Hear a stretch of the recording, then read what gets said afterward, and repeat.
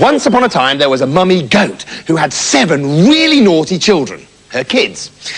Now, children, she said, I'm going to Sainsbury's, right? So don't let any strangers in, especially not the wolf, because he'll eat you up. Right, bye-bye, and don't break the furniture. And the kids said, which meant, don't worry, Mother, we'll watch out. And sure enough, as Mother Goat clippity-clopped down the road, there was the wolf, sitting at the bottom of the garden, picking his nose and eating something smelly. Oh, great, she's gone. About time too, 'cause I'm starving. Now I'll be able to eat those 3 little pigs. I'll huff and I'll puff and I'll blow. No, I won't. That's what I did yesterday. No, I know. It's the 7 little goats for dinner today. And he stalked hungrily towards the house, dribbling and taking the top off his ketchup bottle. Meanwhile, the little goats had started playing Let's Break the Furniture when they heard, who's there? It's the wolf. I've come to eat you. Let me in. Shove off. No one's allowed in except our mum. Oh, okay.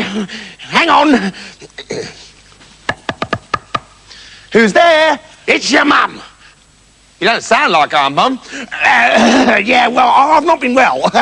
Go on, let me in. No, you've got a rough, scratchy voice. You're the wolf. Get lost. Oh, bums to it, said the wolf. And he went away and practiced speaking with a nice voice. Hello. Hello, children. Hello, children. No. Hello, children. No. Hello, that's it. Hello, children. Hello, children. Great. Yum. And don't forget the mustard. And he ran back to the goat house door. The kids were playing a lovely game of spreading mud from the flower pots on the clean carpet when they heard, who's there? Hello, children. It's your nice mother here. Open the door and lie on a plate. All the little goats rushed to open the door, but the youngest kid, Billy the kid, stopped them. Hold on, be careful. Look at the window. Because the wolf was leaning on the windowsill, and the little goat saw his hairy brown feet and yelled out, oh, look, hairy brown feet. You're not our mum. Her feet are lovely and white. You're the horrible, stinky wolf. Get out of here. Oh, big bums to it, said the wolf, and ran down the road to the baker's shop and said, give me some white flour, quick. Get in the queue first, said the baker. Get stuffed, said the wolf. Pop. Ooh, what a rude young man, said a granny. Bosh, said the wolf. Don't you bosh my wife, said a grandad. Well, bish, bash, bosh, said the wolf, and threw the grandad into a strawberry gatto. And he was such a wolf, he head-butted all the grannies in the shop and ran off with a big bag of flour. He got back to the goat's house, poured the white flour all over his feet, ran up to the window and smash! Look! White feet, lovely voice, everything. Please let me in! Well, our mother doesn't usually smash in the windows. That seems a bit wolfy to me. What? Oh, blimey, who'd be a wolf? I hope none of my mates are watching this. They'll think I've turned vegetarian. Look, you little... let me in, children, because I've got some nice presents for you. Fantastic, said the kids. Prezzies, and threw open the door. Here's Wolfie! Oh, no, what a mistake, screamed the little goats, and they all ran round and round the house looking for somewhere to hide. They were all so frightened, most of them couldn't think properly and hid in idiotic places. One lay on the floor and pretended to be a mat. One put on a lampshade and pretended to be a light. The third covered himself in feathers and made some chicken noises. The fourth poured baked beans on its head and pretended to be toast. The fifth jumped down the toilet, pretended to be a big poo that wouldn't go away. The sixth stood right in front of the wolf, pretending to be a mirror. But clever little Billy ran into the garden and hid up a tree. The wolf ripped up the house, making a terrible mess, and found all of them except Billy. And as he found each one, hello! He wolfed them down whole. Hello! Hello down there! Wolfed them all down whole like a wolf, which he was, so that was great. He'd have liked to have eaten Billy too, just out of wolfish piggishness, but he couldn't find him. And he was already so full up with the six that he staggered outside and fell asleep under Billy's tree. Before very long, the mother goat came home, carrying a great big pile of shopping and sweets, and what a sight greeted her. The window was broken, the house was a terrible mess, there seemed to be baked beans and feathers everywhere. You kids who've been climbing and fighting and playing rough games, when I get hold of you... But then she realised the house was far too quiet. Something was wrong. She called out their names, but each time there was no answer. Oh no, she said, where are my babies? Hang on, they're probably hiding in the garden so they don't get whacked for scragging the house. So out into the garden she went, but they weren't there either. Oh, heaven help me. All 6 of my kids are missing. It was 6, wasn't it? Oh, there's so many I can't remember. Yes, it was only 6. 7, came a little voice from the tree. 7, was there really? All 7 of them gone then?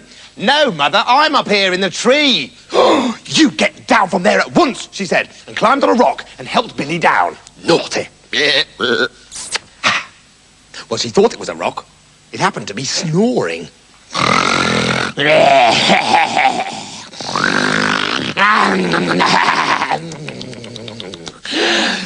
Billy the Kid told her the terrible news that the wolf had eaten all her other children.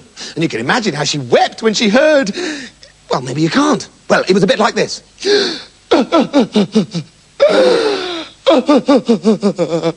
Listen, Mother, said Billy. I can't listen right now, I'm weeping. No, listen, please, Mother, you're standing on the wolf. I know I'm standing on the... Who am I? Oh, let's run away, said Mum. But then they noticed there was something moving around inside the wolf's big, fat, gorged, enormous, ballooning tummy. Oh, look, Billy dear, he's got bumpy things in his tummy. That's not bumpy things, Mum. That's my brothers and sisters. Oh, how harrowing. Come on, Billy, let's run away to Australia and live with the kangaroos and forget about the whole thing. No, Mother, said Billy, that's wrong. Just because someone's bigger than you doesn't mean you should let them push you around. Do you think so, Billy? I know so, said Billy. Have you got any scissors? Well, as a matter of fact, I have, yes, but I don't really think we should give the wolf a haircut, do you?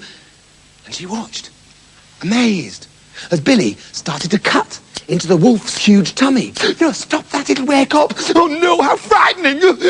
But hardly had Billy made one cut when the eldest kid popped his head out. Pooh!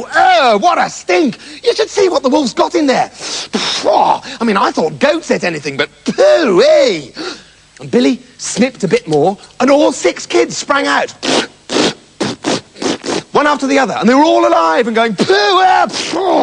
And they were all so happy, they hugged Billy and Mother and jumped around like frogs at a wedding. Now let's run away, said Mother. He'll be furious when he wakes up and realises someone's nicked his lunch. Then we'd better make sure he's got a full tummy, said Billy. And he filled the wolf's tummy with big, heavy stones and stitched him up with a needle and thread. And the wolf went on sleeping and didn't feel a thing. And the kids all giggled and jumped up and down and ran in the house to watch the fun from their bedroom window.